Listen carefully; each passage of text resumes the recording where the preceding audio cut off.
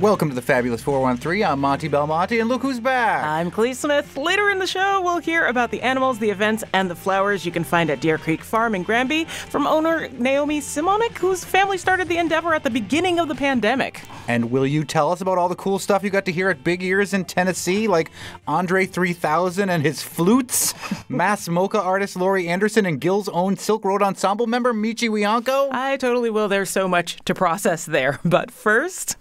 This will be like electric car talk, where we have to talk about which one's the best one, and I guess why it's a Subaru. That's what the car talk guys always do. They made me want to buy a Subaru for the longest time, and I never did. Yeah. Well, my other car is a Subaru. Oh, there you go. Last week, the Biden administration issued new tailpipe pollution limits that could transform the automobile market. Is this just a small step in the right direction for combating climate change, or will this be a quote-unquote bloodbath for the U.S. automotive market, as one might have suggested? Here to talk about how the electric vehicle landscape is poised to change the nation, and maybe even our small little corner of the nation in Western Mass, are Professors Dwayne Breger, Director of Clean Energy Extension at UMass, who is a Hyundai Kona electric vehicle driver currently. Dwayne, is that true? That's true. About 2 years into it, and enjoying the car. We're also joined by Professor Aaron Baker, Distinguished Professor of Mechanical and Industrial Engineering, Faculty Director for the Energy Transition Institute, and Chevy Bolt driver. Aaron Baker? That's right. For about 2 weeks. We got ours about 2 or 3 weeks ago, and we are having fun with it. I also, full disclosure, I'm a Chevy Bolt driver. I've had mine since last May. I've already put 17,000 miles on it, going back and forth from Turners Falls to Springfield. And we're also joined, speaking of transportation, by Connie Englert, the Director of Transportation Services at UMass. Although, Connie, I'm not familiar with which type of electric vehicle you drive, or if you drive one at all. I have on my second Chevrolet Bolt. So, okay, the Bolts outweigh the Hyundai here. And first, let's talk about the pros and cons of what the Biden administration announced last week when it comes to electric vehicles. I know that it was not as ambitious a plan as they had originally hoped for. Let's start with you, Aaron. What was your take on the Biden administration's announcement last week? Well, I think it is ambitious in the sense that it's one of the more ambitious climate policies we've seen. I think it's very, very doable. And I wouldn't be surprised if, as we move along through time, that we kind of ratchet up the ambition. Mm-hmm. But I think it's very exciting. I mean, it's what I think a win-win-win. EVs they'll help us fight climate change. They're going to make the air so much cleaner, like we saw during COVID when nobody was driving. And they're less expensive for consumers. And so I'm really excited that we're moving forward in the right direction. We talked a little bit about the Chevy Bolt, which was and may still be one of the most, if not the most, economical electric vehicle on the market that was about to get killed a year ago. I had just purchased one, and then all of the news headlines came out saying, the Bolt is dead. I'm like, oh, great, I'm not going to get any support for this. It's going to be like Windows XP, because it is generally like a computer on wheels. What was your take on the death and the resurrection of the Chevy Bolt, Aaron Baker, Chevy Bolt driver? Yeah, I'm actually not too sure. We started to look for a vehicle about a year ago, and I loved the Bolt. That was kind of my first choice. And then that's what we heard. Oh, no, they were going to stop it. So I'm not really sure exactly what happened, but I'm very glad it's still out there because it is a very affordable choice. We actually bought a used one, which just hint to people, that is even way more affordable. It's really a good deal right now. That's Aaron Baker, the Distinguished Professor of Mechanical and Industrial Engineering and the Faculty Director of the Engineering Transition Institute at UMass. Professor Dwayne Breger, who drives the Hyundai, is it a Kona? It's a Kona. Yeah. Yep.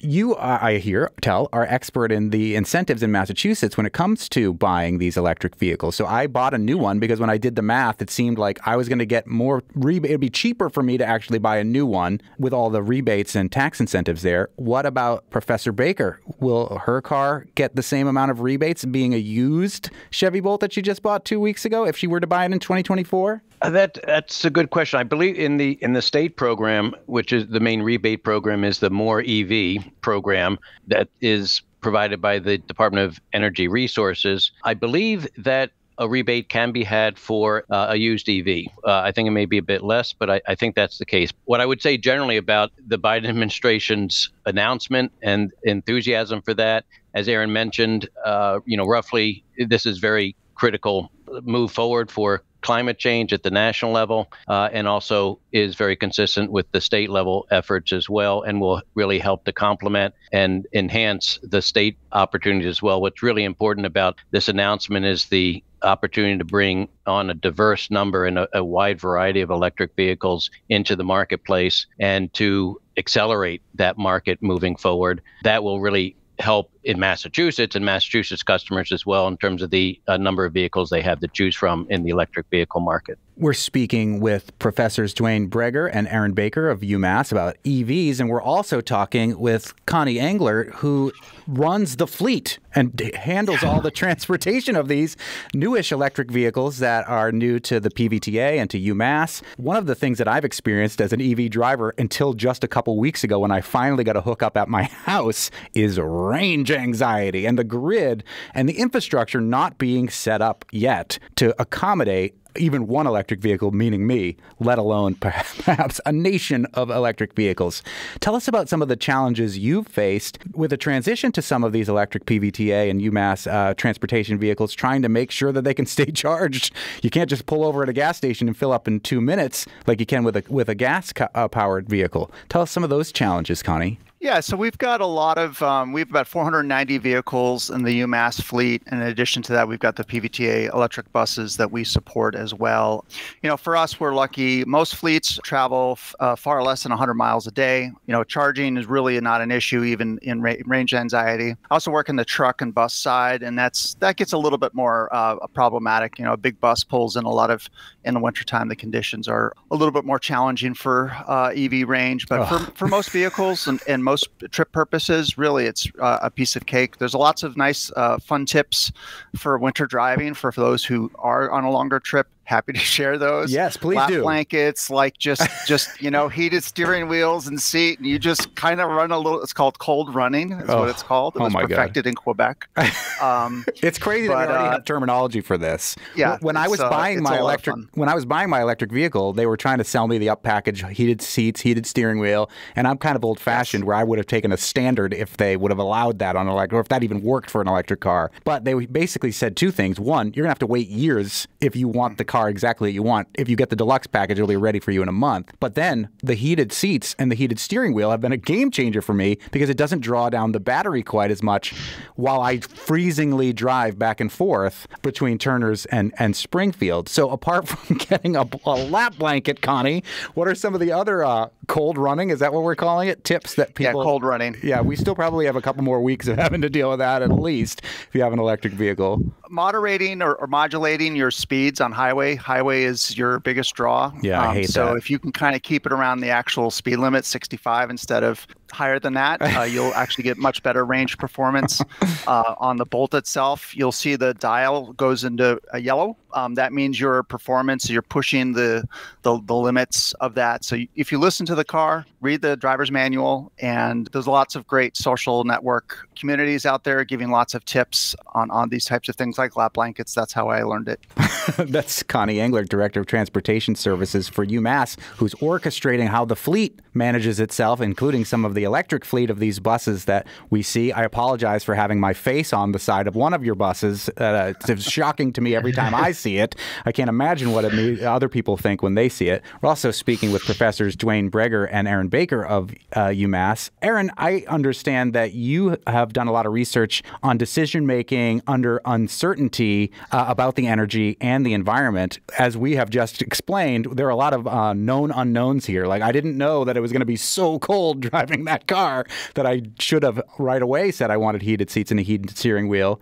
Are there things that you've researched about electric vehicles, either the way that the grid is set up or the infrastructure is set up or the vehicles themselves, that you don't think enough people are talking about? One of the things that I mentioned a few minutes ago, I think that a lot of people aren't aware of, is that they're less expensive in the long run. Mm-hmm. So it's a little confusing to people because you pay more upfront, but it's going to cost you less in the long run. And I think that's really important. And I think if more people understood that, that would, help people feel more comfortable to buy them. Like, for example, if I were driving 90 miles a day, I'd probably be paying between $80 and $90 a week in gasoline to try to go back and forth. Right. If I play my cards right and I charge at my house, which has solar, and or find a free place to charge, which I know of, but I'm not going to say on the radio so you don't come and take my spot in Springfield.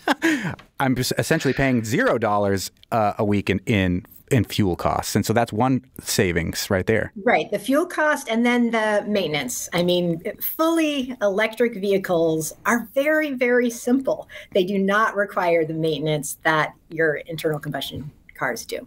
It varies, but in general, they are less expensive for people to drive in the long run. And so I think that's important for people to understand. Are there any pitfalls that you feel like we're not talking about, Erin, in your research on this topic? Is the country really going to step up and create an infrastructure that will be, if you wanted to drive across the country in an electric vehicle, you wouldn't have to pull over at a rest stop for 24 hours to recharge or things like that? Right. Yeah, no, that's the big question. But it's another reason that I'm pretty excited about the announcement and the policy, because to get EVs on, at this level requires a lot of coordination. And so having a big announcement helps us to get that coordination. It coordinates the supply chain in general, but it also helps to coordinate thinking about charging infrastructure. If people know that there's going to be all these people driving EVs in the next 10 to 15 years, then you get a lot more charging infrastructure. What we find is that people are creative and they're innovative and they're ingenuitive. And so people, small business owners are going to be clever about this. And exactly, because I've had that thought. We have driven across the country a couple times, and I don't want to spend hours at a little, at McDonald's. Yeah, right. Like so what I want is a small town where I can go plug in, I can walk around that town, get ice cream, and get it charged in a couple hours. And I think people will figure that out. And so I think this announcement, though, is great because it's, it gets everything moving in that direction rather than kind of individuals having to do their own thing. It's all somewhat more coordinated. I should have expected no less. If the U.S. moves swiftly to electrify its vehicles, will it result in an American automotive bloodbath, as one former president has suggested? Coming up, more with UMass professors Dwayne Breger and Erin Baker and Connie Englert, Director of Transportation Services at UMass. Plus some more cold running tips. Somehow not about Jamaica's bobsled team. No. And later, a local hero spotlight on Deer Creek Farm in Granby, plus a recap of my times at the Big Ears Music Festival. You're listening to the Fabulous 413 on 88.5 NEPM.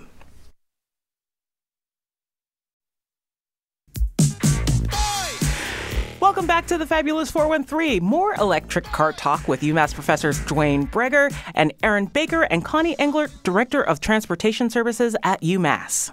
Dwayne Breger, you are studying specifically environmental conservation. You're the Clean Energy Extension Director at UMass. When we're talking about these batteries, the precious metals that go into creating them, we're talking about a grid that is still fueled largely by fossil fuels.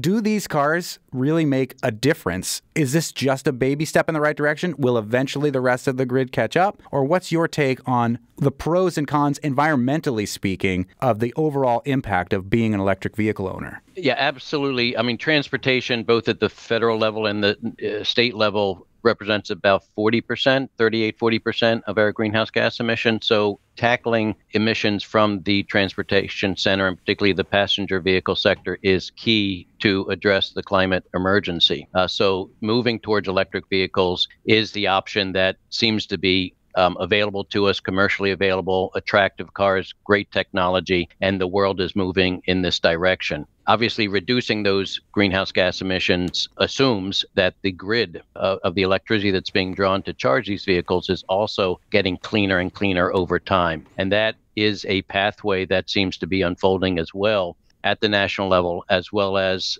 very aggressively at the state level. So we're very optimistic about the opportunity for EVs to be a technology of choice with regard to reducing our greenhouse gas emissions from the transportation sector, which is key. With regard to other environmental concerns, like with other renewable energy technologies, be it offshore wind and some environmental impacts there, solar and land use, electric vehicles also have raises some concerns about resource materials and the supply chain associated with those precious metals, particularly in the mining involved with that. In my mind, climate change is our existential threat. Some of these other issues are profound, particularly with some egregious standards of work and labor in developing countries that absolutely need to be addressed. But as the market develops and as consumers and the manufacturers of these batteries insist on better labor practices. There is expectation, or at least anticipation, that those environmental and labor and human rights issues will be straightened up.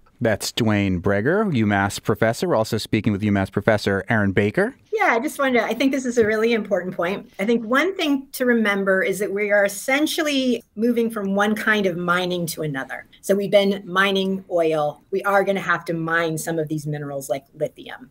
We're not making it worse in the sense we're not adding mining, but we're not getting out of mining completely. But one thing that makes me hopeful is because this is a new industry, we have an opportunity to develop this industry more intentionally than we did kind of our old coal mining and oil mining industries. And so it's not going to happen automatically, but we can be very intentional and hopefully be more sustainable with the mining that's required for things like batteries and solar. Connie, you are the Director of Transportation Services at UMass, and we talked a little bit about your electric fleet of vehicles. What if in 2030, or whenever this anticipated timeline is, the majority of cars are going to be electric? Does UMass, as a city unto itself in the midst of Amherst, have the capacity and infrastructure to accommodate students, teachers, faculty, staff that are going to be coming in there and wanting to charge while they're in the buildings studying or teaching? We're working towards it. Right now we're not there, but we have an aggressive timeline, some great long-range planning, and some great partnerships with on-campus and off-campus engineering resources. A lot of the low-hanging fruit for installation of chargers has been done. Now we have to kind of dig deeper. A lot of conversations around level 3. So I think we've been really talking a lot about level 2, low voltage, 220 volt charging. It's really level 3. A lot of the chargers on the market right now are 350 kWh. Chargers. You're talking about a refill for most EVs, just a little bit more than it takes someone to fill up their tank at a gas station. That's the current state of art is 350. That really is a game changer in getting a lot of folks to bear. The issue for a lot of things is the cars are easy. The largest component in the passenger vehicle market are light duty and mid duty trucks. Most of the UMass fleet is pickup trucks and work duty trucks, and we just don't have, the market has not caught up. Hopefully this legislation will provide some stability to the marketplace. There's been a lot of whiplash in the market. The Bolt is a great example of it. It went off market. It was a favorite of us fleet managers. It went off market to retool for the Ultium. And they brought it back basically by popular demand, in my opinion. Yeah. So this gives some stability to the market. It's really about the pickup trucks that you see on the road. That is the holy grail for many, many places, including fleets like UMass. And it seems like we could be on the cusp of it. Even just over the last day or two, there have been articles from The Atlantic with the headline, "Electric cars still not good enough." Forbes had a headline, "Buyers want 20-minute charging and 350-mile range." We're very close to both of those things, so that could be overcome. And that may explain why there's a tiny bit of a lag, I think, in electric vehicle sales, despite how much people seem to want them, except for one person who believes that if we switch to electric vehicles, it could be a bloodbath for the American automotive industry, if that's indeed what he was referring to with that. Let's start with you, Dwayne Breger, who's the Director of Clean Energy Extension at UMass. What do you think this means for UMass auto manufacturers if we go with the current Biden plan that was announced last week? Having an announcement that is going to propel and accelerate the market for electric vehicles is going to be very important for investments of the auto manufacturers in the United States to gear up to produce electric vehicles. Without that call at a high level, California to some extent has the ability to drive the auto market because they are so large, but otherwise it's the federal government that needs to do so. What is exciting about this opportunity is that while the world is clearly going towards electric vehicles, it seems, we could wait and just let the markets take their natural course, but it'll be very slow. And we, the United States, and our manufacturers will lose out on competition from around the world that is aggressively pursuing manufacturing of affordable electric vehicles. So it's really not just a carbon move, I believe, by the Biden administration, but also an economic development and national competitiveness move by the administration that will serve the country well and climate change well as well. Professor Aaron Baker, you have anything to add to that? Yeah, I think that, changes in technology like this, changes that improve efficiency. They can be alarming. They're scary. They will require changes. But if you kind of look back at history, we can look at what happened when Henry Ford brought on the assembly line. That was scary, right? Way fewer people were needed to build each car. So you might think, oh no, we're going to lose employment, right? Because we don't need so many people to build a car. But of course, we all know what happened is that was the base of the US auto industry, which in many ways might have been the whole base of US prosperity. And so the switch to EVs can work the same way, right? It's a better technology. It's more cost effective. It's cleaner. It's a more efficient technology. So it can work in the same way. And so what's important is if industry, the unions, the car dealerships can embrace EVs, right? And to be positive and to innovate and say, how do we make this work for us? So that's what I'm really, really hoping, that there's not a pushback that causes, like Dwayne says, other places to take over, but Americans use our innovativeness and our ingenuity and say, how can we make this work, and then make it work, and then end up with a world that's much better than we have right now. What about you, Connie Engler, who's running a fleet, some of which are electric vehicles? Does the bloodbath comment worry you, or do you think that that's much ado about nothing? Much ado about nothing. I've been playing with electric trucks and buses for about 10 years. It is the future. Other parts of the world have tens of thousands of electric heavy vehicles on the road. Greenhouse gas reduction, that's really the ultimate goal for both us and for the planet. Electrifying our heavy fleets is really the first and most important step to do that. I could buy 20 cars, but if I can get one diesel truck off the road, that's a significant improvement in the reductions, because it's not just greenhouse gases, it's also particulate and all sorts of other things that really do it. And there's so many operational advantages to EVs, both cars, trucks, and buses. Lower maintenance costs are just one of them. The performance of the actual vehicles itself, the ability to both crawl and go at high speeds, hills, all sorts of different elements of the driving experience are significantly better in EV. I think once people get in behind the driving wheel, they don't go back. Yeah, I got to test drive a Tesla several years ago, and I felt like I was driving the Batmobile. Before I let you all go, we've already talked about cold running, which is a phrase that's new to me about how to best use your electric vehicle in New England when you may have 180 of anticipated miles of charge on your battery, but a cold night comes by and all of a sudden you're down to 130. That can cause a little bit of strife and anxiety that I've experienced many times. Any other pro tips that you all three electric vehicle drivers have in maintaining your own electric vehicle? Let's start with you, distinguished professor of mechanical and industrial engineering, Aaron Baker from UMass. I really just started with mine. Oh, yeah, and right. I honestly, we only have one vehicle. Mostly my husband drives it. I actually walk. So I go the even lower carbon way. I walk the way.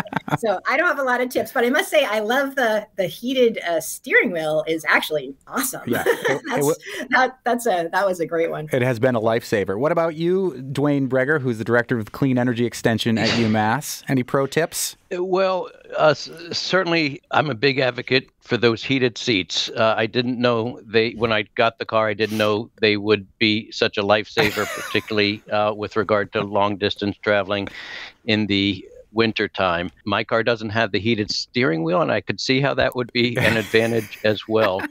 I would say that in terms of range anxiety, I think that's somewhat of a misnomer, because generally you plan for your travel, and so you don't find yourself in an anxious situation. This works fairly well when we have our home chargers. And in my case, we have a second family car that can take us to Pennsylvania, New York, upstate New York, and so forth for those long trips where we otherwise would be anxious to drive the EV. So certainly in terms of building out the infrastructure, I think the need for having on-highway charging, level 3 charging stations to allow folks to take their cars and have only electric vehicles in their households is really key. And then the second is really to enable recharging for non-garaged vehicles, certainly in urban and multifamily settings. But folks are working on that, and that's coming. Yeah. I think one thing an electric vehicle has that gas cars don't have is you can recharge at home and at nighttime. that reduces the amount of refueling that has to take place on the streets. I will say that that has been a game changer for me, having just gotten it a few weeks ago. But I did still have a range anxiety dream last night, so that is still. Then I woke up and was like, "Oh, my car is plugged in right now. Thank God." Connie Englert, who's tipped us off to these cold runnings as a new term. Any other pro tips from the queen of cold runnings? Yes. One thing to keep in mind is that electric is simply a fuel. It is a fuel just like diesel, gasoline, everything else. Every one of those fuels has a different element that you have to be conscious of. There's some great crowdsourced apps out there that provide a lot of feedback on what chargers are working well, what chargers are not. You always want to have a plan B if you're doing long distance traveling. This is from someone who has taken her Bolt down to a 15-mile range left. It turns orange. Oh yeah, I've seen it turn orange. Car starts to shut down. And that is terrifying. And I have lived to tell about it. But it's about having a sense of adventure, having a sense of spirit of the unknown, and having a lot of fun. I think the other thing that's coming online now for long distance driving are plug adapters. So some of the new Bolts, for example, have different adapters that you could plug into, say, some unorthodox locations like RV parks, truck stops, different things like that. There's a lot of new things that are coming online that are just going to make this all a very quaint someday, some way. I'll just add that it's fun to drive on Mountain Road in East Hampton and then try to get a little bit of speed and then coast down as much as you can and see how many miles you can recoup when your engine is recouping that electricity while you're not using the power. That's the most fun part for me. Like, I got 4 miles at the bottom of Mountain Road. Will there be a movie made later, Cold Runnings? I learned some things. Yeah, the blanket. We've had blankets before in the car. The other thing is for EV owners to understand is be careful. So there's regen braking. Make sure you use your brakes, because one of the things that shocked me was you can basically run a whole year barely touching your brakes. Yes. The problem is that your rotors will rot out if they're not used. I feel like I'm experiencing that right now because I had a little shudder. $1,000 to get your rotors replaced. Oh, okay. So use your brakes. Do not just go only on the regen. See, Connie knows all the tips. Thank you so much. This has been a fascinating conversation. Connie Englert is the Director of Transportation Services at UMass and is running the fleet of electric buses and more there.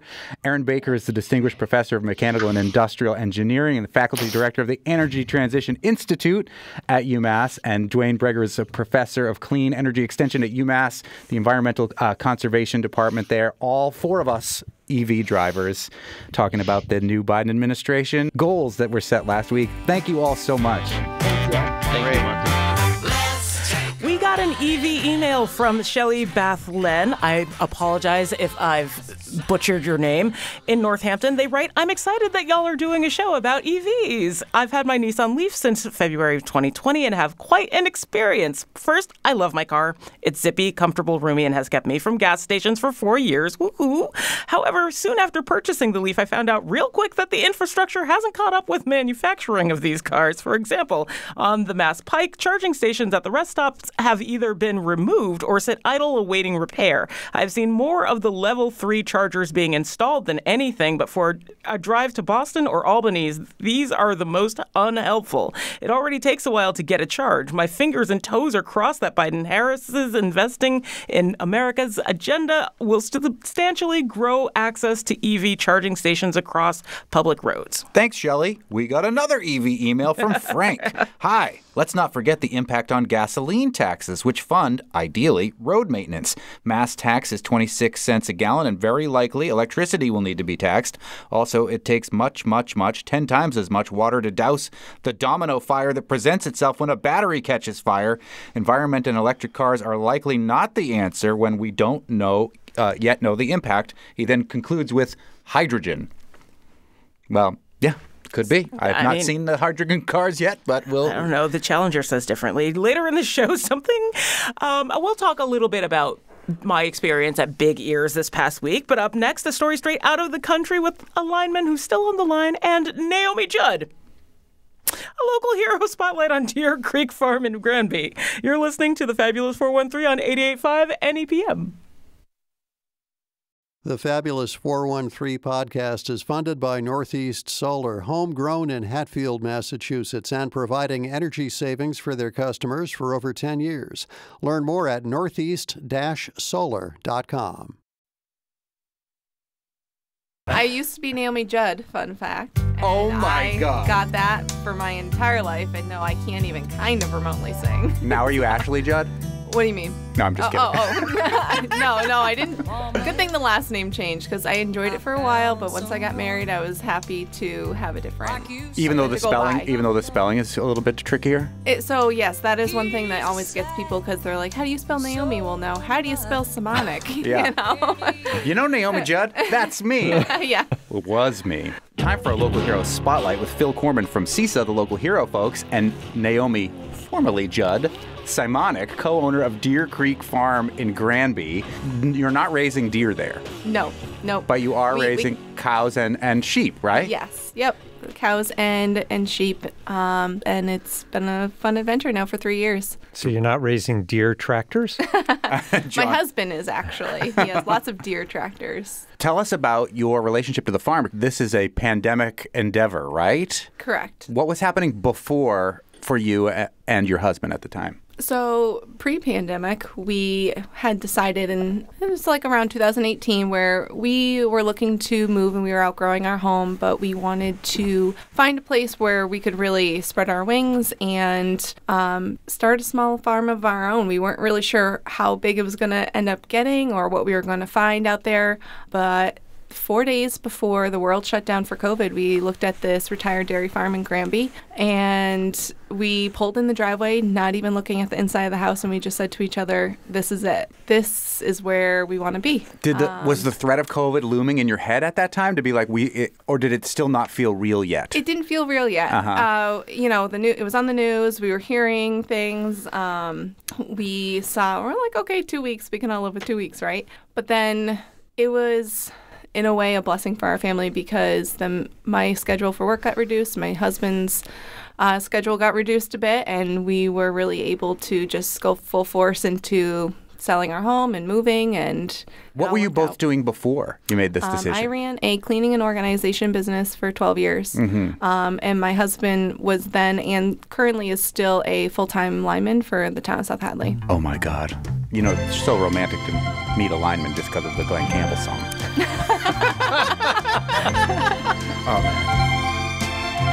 I am a lineman for the county. I just imagine that he'd come home every day and be like, you're right on the line. Anyway, we're speaking with Naomi Simonic, who's the co-owner of Deer Creek Farm in Granby, which just began to get its start at the very beginning of COVID. You grew up in this general area, and so did your husband, and you met here, and your kids are growing up here. And is there any piece of that kind of got expressed into the farm, or part of the reason why you both decided that farming was what you wanted to do? Yeah, I really think that we both enjoy the slowdown of things. We both enjoy just being home as much as we love to be out and adventurous and take little vacations as family. We love to get that satisfaction from producing something on our own, being family involved, and having our kids be a part of the process. We both grew up in that same sense, so just to really spread that a little bit further across the board for our family of what we're doing. Did you both grow up farming in that sense? Because you're lineman and organizer are not necessarily farm-related businesses. Right. So previously for both of us, I grew up in 4-H. I grew up in Chesterfield. I grew up in part of 4-H and showing horses. But my husband grew up working at a local farm in South Hadley, and then he actually went on to go to the Stockbridge School of Agriculture at UMass Amherst. At UMass Amherst, and graduated there with his bachelor's. So he has always had a passion for working at the dairy farm that he grew up working at, and then at UMass it just grew from there. The tree climbing and the working in a bucket truck really just kind of meshed into the lineman job, and we didn't really see it right away as something that we could do right away with young kids, and where do we start with the farm? But as our relationship and family grew, That's really where we want to be. So let me get this timeline straight. How many kids do you have when you decide you're going to move and buy a farm right on the cusp of the pandemic? 2. Okay, but now you have 3? No, we have 3.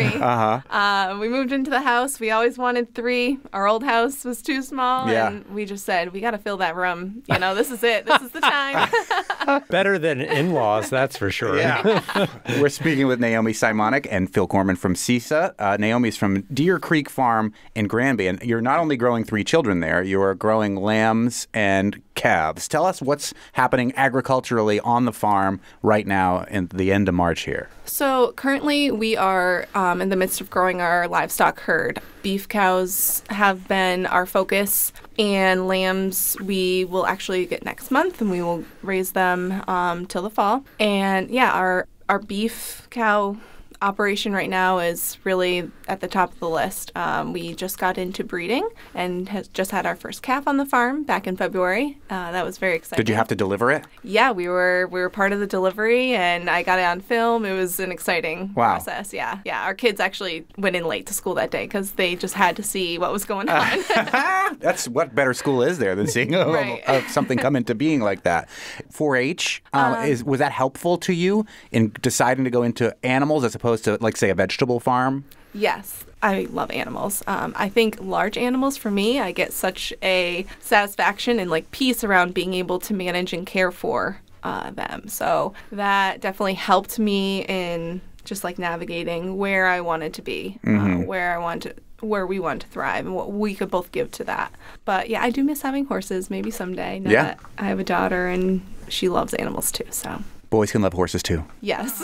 I've heard rumors about that. But you also do maple syrup production. Yes. So we have been making maple syrup for 8 years now. We also do a sunflower U-pick patch, actually 2 of them. We do 2 separate fields with all different kinds of varieties. And we open up our fields in July all the way up until about Labor Day. And we are this year doing a farm flower CSA. We like to be able to open it up as you pick because we want the community to come in and experience the feeling on our farm as well. And how do people sign up for the Flower CSA? You can go right onto our social media page, and it's a pinned post right at the top of the page. And Deer Creek Farm, Deer with an E like John Deere is how you spell it, in Granby. And Naomi Simonic, which I'm not going to try to spell, is here with us, along with Phil Corman from CISA. We've talked to several farmers who've raised animals for meat. We've talked to butchers about butchering that meat, and everybody's got a little bit of a different philosophy of what that means to them. What does raising animals, raising cows, raising sheep on your farm mean to you, Naomi, at Deer Creek Farm in Granby? One of the biggest things that comes to mind, and when we started this, is just knowing where your food comes from. Not only is it extremely rewarding to be able to raise a animal for process and be able to be an affordable option for other families and feed other families in our community, but just the whole process of it. We know our animals are well cared for, they're happy. Just the entire process is extremely rewarding, and knowing what's in your food, really, like I said before, is the biggest thing. I also would like to highlight the fact that we really want to bring agritourism to our farm, having the community involved, seeing where the cows are raised, like showing the sustainable lifestyle that we're just trying to show that it is possible. More, some people don't think that they can do it or aren't capable, but it doesn't take a lot. We really want to bring in just that feeling like it's attainable for others as well, and be the inspiration. And also, this has allowed us to support other farms in the area and see how they operate and process. Farms in Hadley and in Granby, it's just been a lot of fun getting to know other farmers and support each other. But yeah, one of the most exciting things for us is to see people come to the farm and see everything that we have going on. They're like, oh, okay, that's how that works. And the kids, and it's a great full circle moment. I don't know if this is a direct link, but you had shared that you both got married on a farm, and you also do events at the farm for other people who want to get married. or divorced or whatever. Have a big epic divorce celebration at Deer Creek Farm in Granby. We can do it all. I mean, we will run any event that you want. But that's part of the business model, too. It's not just a farm. It's an event space as well. Correct. When we first started looking for properties before we moved, we were like, oh, we would love to have an event space because my husband actually ran an event in South Hadley. I'm not sure if you've heard of it. It was called Truck Fest. We actually had one weekend of 8,000 people. Whoa. So that was very exciting to create that feeling and have an event that all these people wanted to be a part of and come to, right? So we're like, well, we have a property of our own. We can create that feeling and do other events. And just having our own rustic barn wedding really inspired us to want to be able to give that to other people. And was that part of the business model going into it? Like, we're not going to just be a farm. We want to be a farm plus. Yeah, so to add to that, we wanted to be an event space, and we knew we wanted to farm, right? We bought this retired dairy farm, 200-year-old dairy farm. We knew that we'd have the access to be able to farm it, but we didn't really quite realize how much and how much we were going to get into it and what specifically we were going to do. And we kind of just took our time the first year, bringing it back to life and just seeing what fit for us. And then all these little things just started happening, getting the lambs and then the beef and the flowers, growing corn, then having corn stalks for fall. And it's just been a fun journey to figure out what we really want to focus on. So I'm sitting here wondering, your husband has a full-time job. You have... He is a lineman for the county. You have three kids you're raising. You're a person who loves to have things organized. I'm wondering how that works. Well... Or does it anymore? We make it work. Sometimes my kids are like, Mom, you're vacuuming again? But you know what? It's just... early mornings and late nights, and you just find a rhythm eventually of, okay, this is the system that works for us, and some things have to wait, and then some things just get done all at the same time. You take what you can get for time, and you just go with it. I mean, every day is going to be a fresh start, and you just do what you can and to the best of your ability. And I think that one of the rules I say, if it takes 5 minutes, I'm just going to do it. And I find myself feeling a lot less weight on my shoulders with all the tasks of being a parent and running a business. I'm like, all right, if it just takes 5 minutes, then let's just handle it. For sure helps. Did you ever use your name, Naomi Judd, to get a better reservation or to get into a show for free or anything like that? No, because everyone would always ask me to sing, and that is just one thing I cannot do. I can raise cows, I can grow flowers, I can do all the things, right? But I cannot do that. No, I want to hear this Naomi Judd's version of Wichita Lineman by Glenn Campbell now. Anyway, no longer Naomi Judd. Naomi Simonik, co-owner of Deer Creek Farm in Granby. You can find out about all of their flowers and about their meats and about their hours and about all sorts of our local farms and what's going on in the valley and beyond right now if you go to CISA's website, buylocalfood.org. Thanks, you two. Thank you. Up next, I went south to hear all the things at what is, in my very humble opinion, one of the best festivals in the country, Big Ears in Knoxville. I have stories. You're listening to the Fabulous 413 on 88.5 NEPM.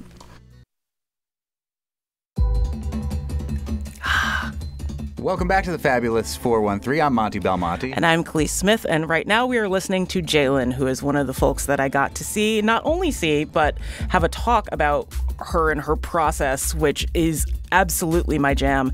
And I saw her at Big Ears in Knoxville this past weekend. For those people who don't know what Big Ears is, what's Big Ears? So Big Ears is a music festival that happens in Knoxville, and they pride themselves on having just a wide array of genres, peoples, sounds that you can experience there across the course of 4 days. And you have made this like a tradition now. Yeah, this is my third year going. Yeah, 3 is officially a tradition, I think. Is it? Yeah, so if you were missing Khalees' voice over the last few days, that's where you've been at. And before we were here as chat show hosts on NEPM, we were both music DJs. I'm very much into music. Yeah, we both still very much love music. And there was a lot of cool stuff that you got to experience, even some local connections, too. Yes. While you were in Knoxville, Tennessee. I know, because I forgot entirely that Michi Wianco is part of Silk Road Ensemble, and Rhiannon Giddens was doing kind of a residency. She was one of like 3 residencies that were happening there. So I got to see Silk Road, and we're walking to the venue, and I go, wait a minute, I think Michi's going to be on the stage there. And sure enough, there she was. It was Michi fantastic. Wianko runs Antenna Cloud Farm in Gill, and I saw As a part of Nero Orchestra. Yeah, that's right. And it's been on the show a bunch of times. Yeah, it was really delightful. I believe I sent you pictures. Yes, you did. Michi didn't know you were there, and I was like, Khalees was really excited to see you at Big Ears. So, yeah. That's wonderful. Who else did you see there that you thought was great? So, well, Jalen first, and like we'll get to the one you were super excited about, but like I hadn't. A thing that I'm bad at is just going through the schedule and like clicking a bunch of things first, and then we'll get to it later. But I saw Laurie Anderson performing with Sex Mob, who are a jazz sextet. I saw Herbie Hancock play, which was absolutely phenomenal. Tell us why Herbie Hancock was particularly phenomenal. So Herbie Hancock, like, his ensemble is fantastic, but at the end of his set, they give him a guitar and he's playing Chameleon on it. Like, it's the only time in the whole show he really took a solo, and he's just bouncing around all over the stage, this 84-year-old man with a guitar, and the rest of, like, his band interacting with him. It was the coolest. I do have video. Nice. Yes. Are you going to post that? I might post it. But like some of the cool things that you end up hearing are like collaborations. A lot of what always ends up happening at Big Ears is people performing other people's stuff. So one of the few classical performances I was actually able to catch was Third Coast, who are a percussion group, and they, as part of one of their last albums and this performance, were performing a Jalen piece, which is super cool. We're going to hear a little bit of that.